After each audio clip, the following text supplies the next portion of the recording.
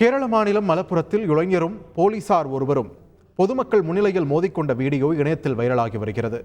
நவ்பல் என்பவர் தனது குடும்பத்தினருடன் கொண்டேட்டி நகரத்தில் உள்ள கடைக்கு சென்றபோது காரை சாலையோரம் நிறுத்தியுள்ளார்.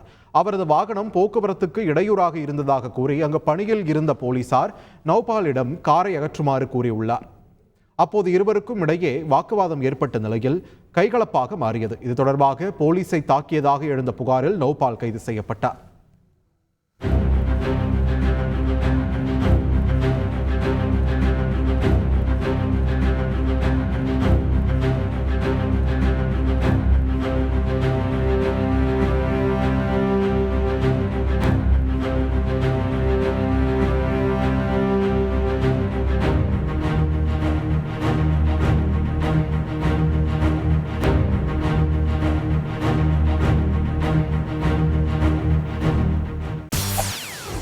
செய்திகளை உடனுக்குடன் தெரிந்து கொள்ள உடனே சப்ஸ்கிரைப் பண்ணுங்க.